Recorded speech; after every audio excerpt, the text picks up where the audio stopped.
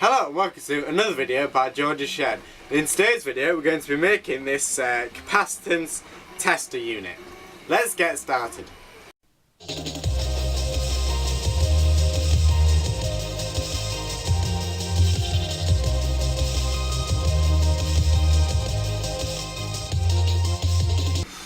Okay, so first of all, here are all the pieces that are required in this project.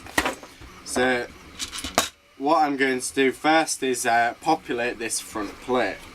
So I'm going to first install the switch,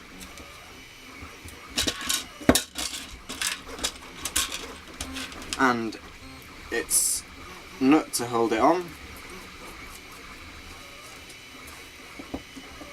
and that can be easily tightened down. Now this switch can be wired so it's either on is up or on is down, but if you have a switch where it can't be wired any other way, then if there's labels, then you might want to be sure that they are the right way around. So now the switch is attached, I'm now going to attach the binding posts. So these are the binding posts. These are in a lovely green, which is why I've also on the front plate I labelled which pins are what, because they are green so you can't tell. And these are very easy to install.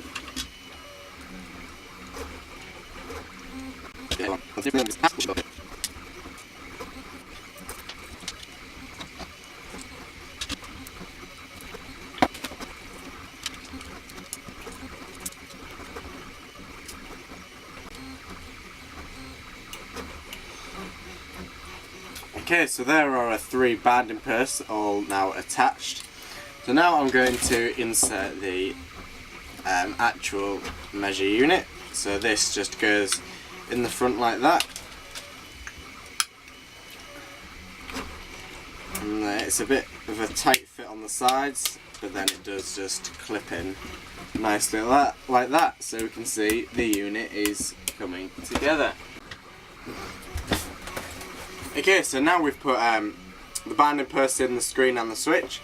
We now need to put in the LED. So this is a 5mm green LED, and I also have these little LED sort of panel mount things.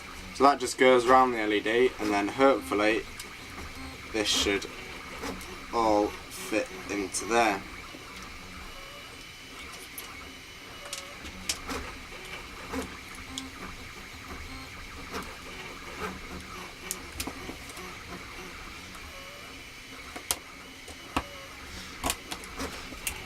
So in this case I've had to put in the panel mount thing first, and then in goes the LED. So it looks like I might have to put a little bit of glue on this to hold it in place.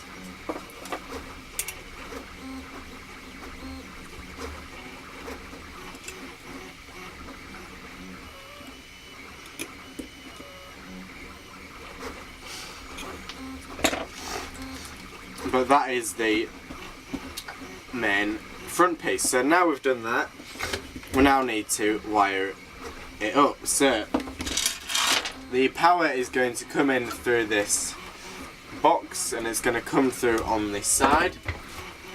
So for power I'm going to be using one of these barrel jack female sockets.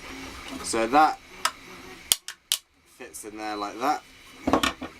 And now the challenging bit is going to be getting this tightening nut on the back.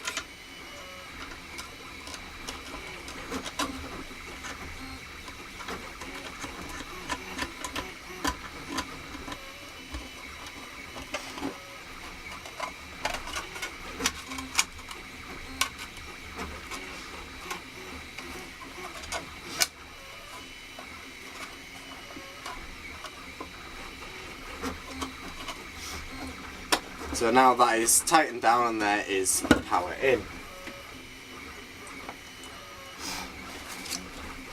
So I have the wiring instructions for this unit here.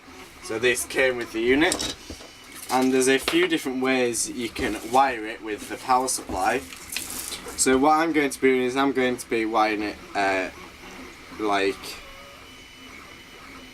this one, where there's a different power, there's an isolated power supply to what you're testing, so that allows me to test a wider range of things. So as we can see, as the diagram shows, these two wires here are the power wires. So these are going to go to the DC jack adapter, and then these three wires are our sense adapter, sense wires, which are going to go to these mounting pins. So one of the wires is going to go through this switch. So this is going to allow us to turn the unit on and off without unplugging the power. So if we look at the switch, we need to see which is the on position and which is the off position. So when it's on, the bottom two pins are connected, so those are the pins we need to attach to.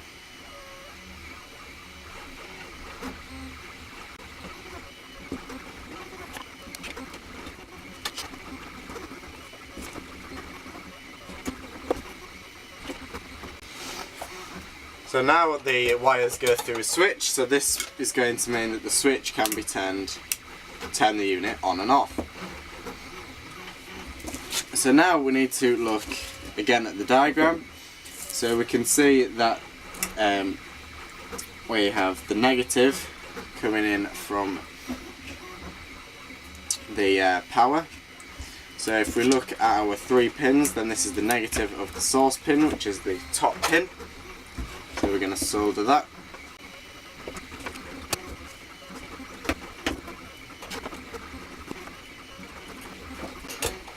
And now following the diagram, we're going to do the same for the other two pins.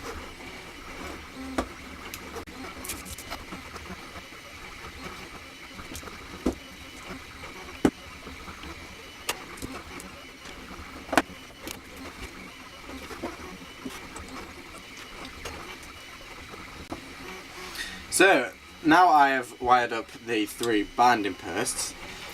Before we connect it to the unit, we also need to wire up the LED.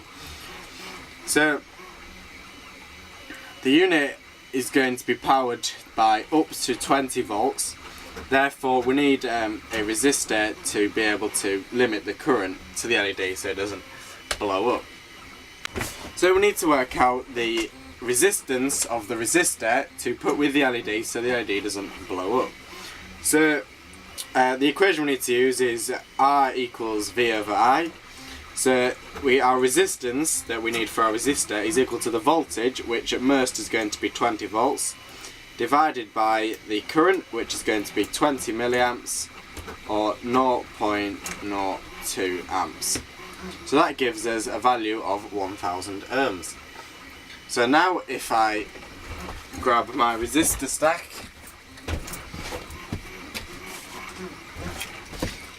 here we can look to see where we have 1000 ohms or 1 kilo ohm. So here we have 1000 ohms. We'll just select a suitable resistor and then solder that to the LED. So it doesn't matter which leg you put the resistor on, but in this case I'm going to put it on the negative leg.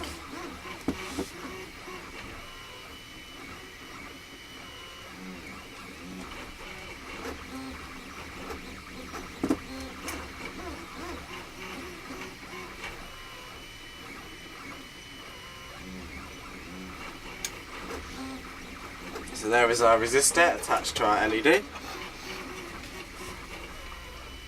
So now I'm going to solder the LED to the switch. So this can easily be done by just bending the lead round.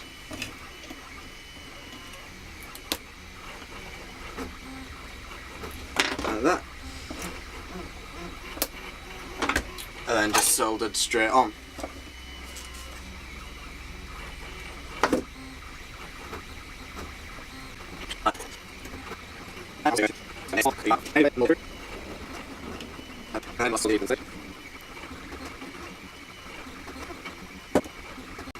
Like that.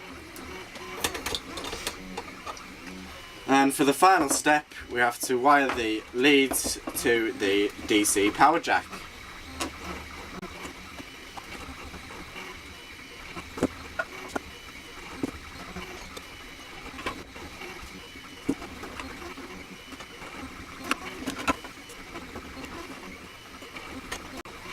So there is the box wired up and complete.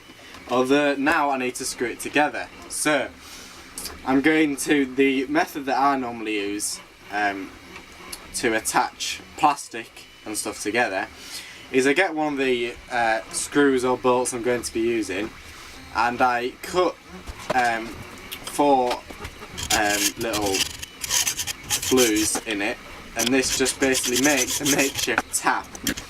So that means you can use this to create threads on the inside of the plastic and then use that for the rest of the bolts. So I'm going to tap each hole and then screw in the actual final screw.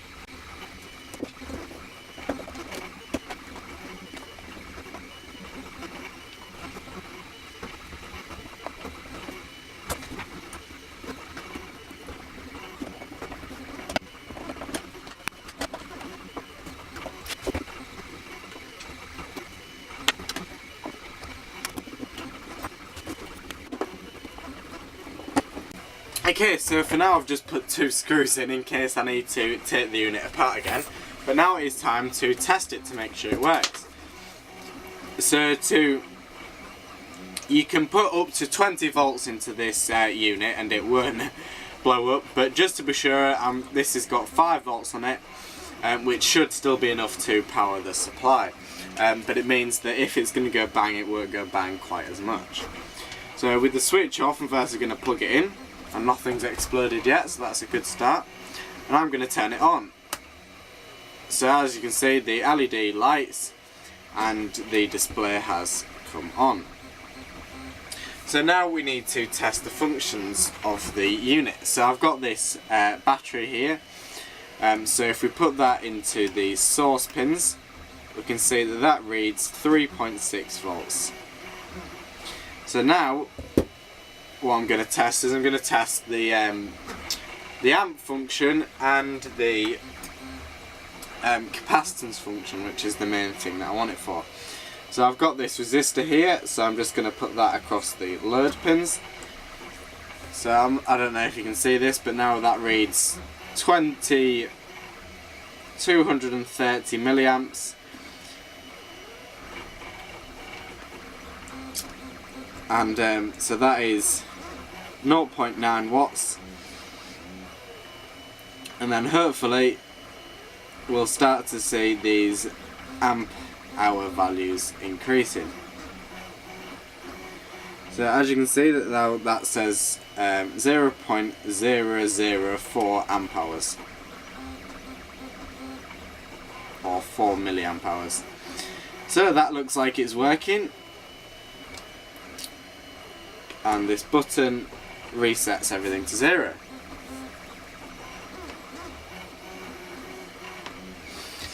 So there we go, that is this unit complete.